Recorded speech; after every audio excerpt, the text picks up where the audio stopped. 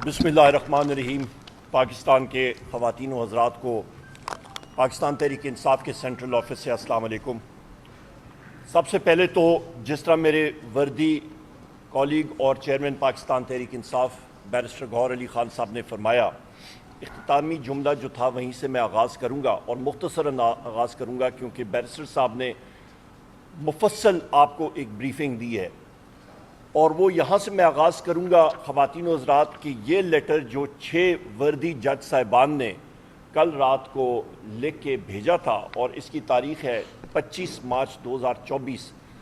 ये दर हकीकत पाकिस्तान के इंतज़ामी अमूर के ऊपर एक चार्जशीट और इंडाइटमेंट है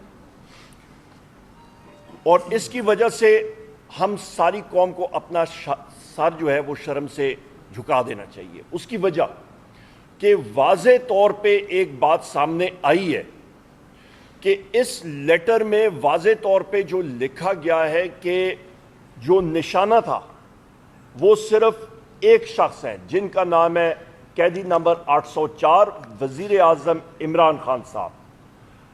जज हजरात पे जो प्रेशर डाला गया है इंटेलिजेंस एजेंसीज की तरफ से, उनके यहाँ पे लिखा हुआ है, आप खुद पढ़ लीजिएगा।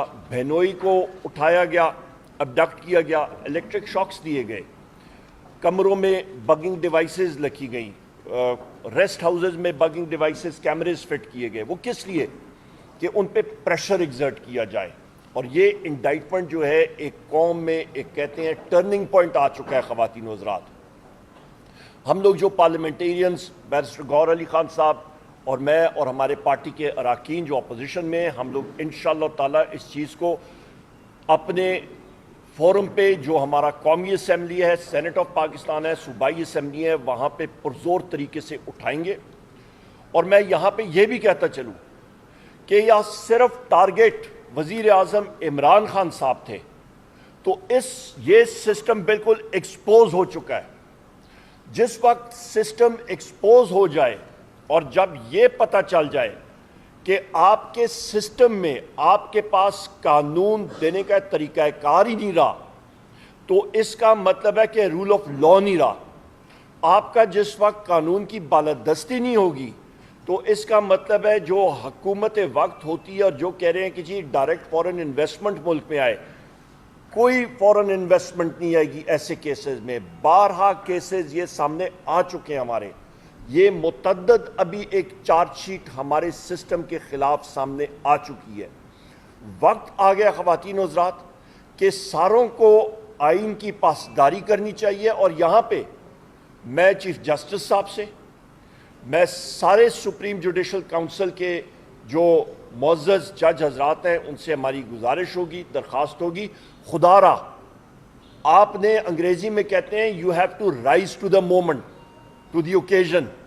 उन्होंने एक कॉन्क्रीट इक़दामात उठाने पड़ेंगे, जिस तरह के पहले एक केस में उन्होंने उठाए थे, पर इस बार उन्होंने उस चीज़ का दायरा इख्तियार का तयन करना पड़ेगा कि हर एक इदारा अपने दायरा इख्तियार में काम करे आइन और कानून के मुताबिक।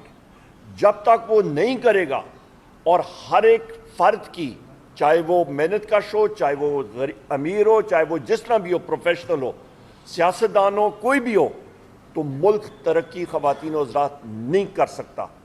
और ये भी अहम बात बता दूँ, जिस वक्त आप एक फ़र्द वाहिद को, कैदी नंबर 804 वज़ीर आज़म इमरान खान साहब को, जिनकी पॉलिटिकल पार्टी ने 3 करोड़ वोट लिए थे, उनको उनकी अहलिया बुशरा बीबी को, शाह महमूद कुरैशी साहब को, चौधरी परवेज़ इलाही साहब को, हमारी ख़वातीन जो पाबंद सलासल हैं, हमारे मर्द हजरात जो पाबंद सलासल हैं, हमारे 108 लोग जो मिलिट्री कोर्ट्स में पाबंद सलासल हैं, जब उनको आप टारगेट करेंगे तो कहीं ना कहीं रब भी लोगों के दिलों में बराह रास्त वो चिंगारी उठा देते हैं। और आप देख लें, जो एक नामुमकिन लोग सोचते थे आज मुमकिन हो गया। ये 6 जज हजरात ने ये ख़त लिख दिया, तहरीरी तौर पे एक चार्जशीट आ गई और इस पे हम लोग सुप्रीम जुडिशल काउंसिल को सारों को रिक्वेस्ट करते हैं, खुदारा इक़दामात लें, स्टेप अप और आइन और कानून की पासदारी करें। और या वो नहीं कर सकते हैं तो फिर उनको स्टेप असाइड करना चाहिए और مضبوط لوگوں کو آنا چاہیے کہ جو کہ یہ اقدامات کر سکیں اور پاکستان کی آئین اور قانون کی پاسداری اور تحفظ کر سکتے ہیں۔ یہ بہت اہم چیزیں ہیں، یہ ملک کے ایک مستقبل کے لیے ایک دو راہے پہ ہم لوگ کھڑے ہیں اور اس کا تعین ہمیں کرنا پڑے گا۔ بہت شکریہ۔